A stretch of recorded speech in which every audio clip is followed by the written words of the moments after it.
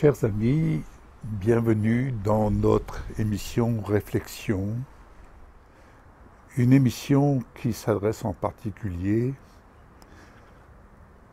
à vous qui allez reprendre votre activité. J'ai rencontré certains amis qui m'ont confié combien il était difficile de travailler sous de telles pressions psychologiques, de travailler dans une atmosphère, je vais employer le terme qu'ils ont employé, infecte. Je sais de quoi je parle,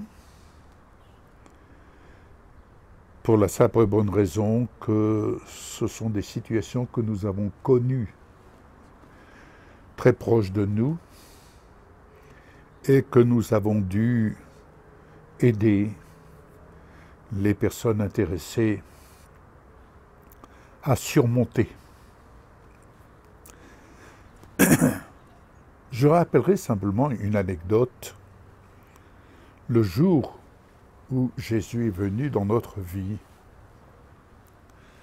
vous savez, quand on ne connaît pas la parole, on ne connaissait pas la Bible, mais pour autant, l'Esprit de Dieu rend témoignage à notre esprit. Et je sais de quoi je parle. L'Esprit de Dieu, lorsqu'il m'a relevé du séjour des morts, la première chose sur laquelle il m'a instruit a été de m'inspirer, d'ailleurs, une prière que j'ai déjà expliquée dans d'autres émissions, mais je n'hésite pas à redire. J'ai fait cette prière, « Seigneur, donne-moi du travail », afin que je puisse soutenir ton serviteur et qu'il aille porter le message dans les sépulcres blanchis. Pourquoi sépulcre? Parce que c'est le séjour des morts et je venais d'en sortir par la puissance du Saint-Esprit, par la puissance de Jésus ressuscité, glorifié. Il m'a sorti de ce séjour des morts, de ce sépulcre, pour me faire marcher en nouveauté de vie. Et qui dit en nouveauté de vie, m'apprenant à tenir un autre langage et m'apprenant également à me nourrir de bonnes choses pour le bien de mon âme, pour la santé de mon âme. Alors, c'est vers vous que je viens, vous qui êtes torturés, vous qui êtes dans la peine, vous qui faites face à des temps difficiles par rapport à ce que vous entendez autour de vous, dans votre travail, de ce à quoi vous faites face, à toutes les pressions. Je pense à vous qui êtes mes amis routiers, ils se reconnaîtront. Vous qui êtes sur les routes du matin au soir, voire même la nuit, et on vous dicte là où vous devez vous arrêter, là où vous devez charger, là où vous devez décharger. Enfin, c'est tout un processus et où vous roulez, et vous cogitez, vous méditez. Mais sur quoi méditez-vous? Permettez-moi humblement de vous apporter quelques conseils pour vous opposer par la parole à toutes ces pressions. Et quand je dis vous opposer, c'est-à-dire vous opposer ici, dans le domaine de la pensée, car le domaine de la pensée est un véritable champ de bataille. Le psaume 5, verset 10 nous dit, et dans ce psaume 5, c'est la prière contre les impies. Car il n'y a point de sincérité dans leur bouche, leur cœur est rempli de malice, leur gosier est un sépulcre ouvert, et ils ont sur la langue des paroles flatteuses. Dans ce psaume 5, si je lis la prière, quelques extraits, vous pouvez le relire chez vous.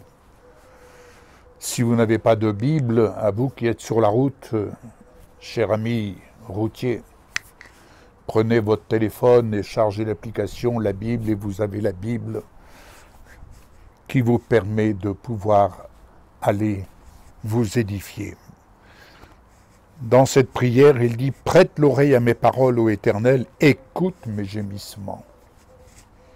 Sois attentif à mes cris, mon roi et mon Dieu, car c'est à toi que j'adresse ma prière. » Dans le psaume 7, c'est une réflexion, je ne vais pas vous lire toute la Bible, mais simplement pour vous dire, si le Seigneur me met à cœur cela, c'est parce que cette nuit j'ai été réveillé par rapport à ces sépulcres blanchis, et peut-être que vous êtes dans l'un de ces sépulcres, et que vous êtes en train de gémir en vous disant « Mais qui me délivrera de ce sépulcre ?» Bien-aimés, je vous envoie la parole, je vous parle la parole, et la parole c'est Jésus. Jésus vient vous sortir de ce sépulcre. Entendez la parole, recevez-la dans votre cœur. Recevez-la. Je donne de la part de Jésus. Quant à vous, recevez. Puissiez-vous dire, comme Marie a dit à l'ange, « Qu'il me soit fait selon ta parole. » Alléluia. Alors, dans le psaume 7, il est dit ceci. C'est la prière du juste persécuté. Oui, parce que dans l'activité, bon nombre font référence. Et j'écoutais hier une amie qui me parlait de son travail. Elle aime son travail, elle aime son métier. Mais ce qu'on l'oblige à faire, car c'est bien ça, ce qu'on l'oblige à faire, est vraiment une injustice. C'est vraiment une injustice de premier ordre. Alors je ne suis pas là pour m'en tenir après telle ou telle personne, non. Mais face à l'injustice, il est bon de mettre en lumière la justice de Dieu. Et la justice de Dieu, bien-aimé, c'est la parole. Ce sont ses promesses. Nous n'avons pas à combattre contre la chair et le sang. Et nous n'avons pas à subir les oppressions. Mais puissions-nous, par la parole, nous laisser hisser en haut. Dans le psaume 7, le verset 2, il est dit « Éternel mon Dieu, je cherche en toi mon refuge.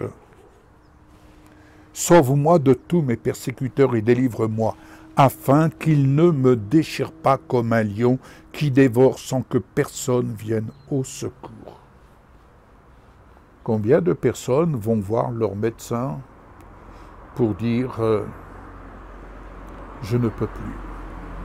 On prend des cachets, on prend des traitements. Oui, il faut se soigner, sans aucun doute. Mais mes bien-aimés, je voudrais attirer votre attention. Le meilleur remède que vous puissiez trouver, c'est la parole. C'est la parole. Permettez-moi de vous lire dans le Proverbe 6. Dans le Proverbe 6. Quelque chose qui va nous interpeller à partir du verset 16 à 19. Je vais vous dire quelque chose. Il y a 6 choses que hait l'Éternel, et même 7 qu'il a en horreur. Fais de l'Éternel tes délices, et tu auras ce que ton cœur désire. 1. Les yeux hautains, la langue menteuse, les mains qui répandent le sang innocent, le cœur qui médite des projets iniques, les pieds qui se hâtent de courir au mal, le faux témoin qui dit des mensonges, et celui qui excite des querelles entre frères. Je voudrais maintenant vous amener dans l'évangile de Matthieu, chapitre 12, pour laisser la parole à notre Seigneur Jésus-Christ. Vous savez, notre Seigneur Jésus-Christ, comme je le dis un peu grossièrement, il n'y allait pas avec le dos de la cuillère. Quand il disait des choses, il disait ce qu'il pensait. Et permettez-moi, au nom de Jésus, de vous dire ce qu'il pense. Voici au verset 34. Certes, comme il nous parle, ou dites que l'arbre est bon et que son fruit est bon, ou dites que l'arbre est mauvais, que son fruit est mauvais. Car on connaît l'arbre à son fruit. Ça, c'est au verset 33. Mais voici ce qu'ils font. Race de vipères, comment pourriez-vous dire de bonnes choses, méchants comme vous l'êtes?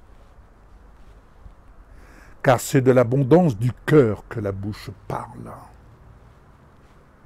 L'homme bon tire de bonnes choses de son bon trésor.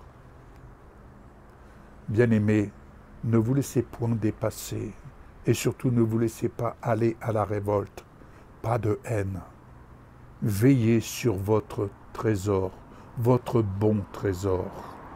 Veillez sur votre cœur et apprenez à tirer de bonnes choses. Je vous ramène à réécouter le message.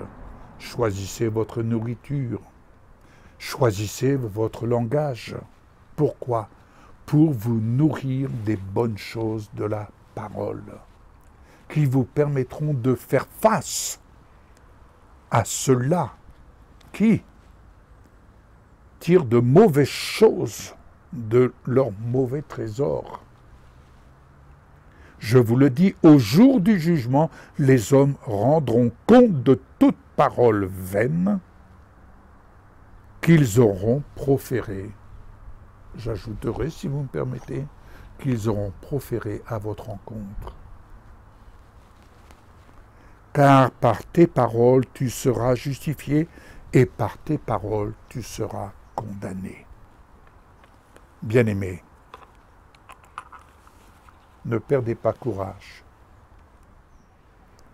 N'oubliez pas, Jésus a dressé une table face à vos adversaires. Sur cette table, il n'y a que des bonnes choses. Sur cette table, il y a toutes les promesses de Dieu. Saisissez-les jour après jour et fortifiez-vous. Vous êtes vainqueurs.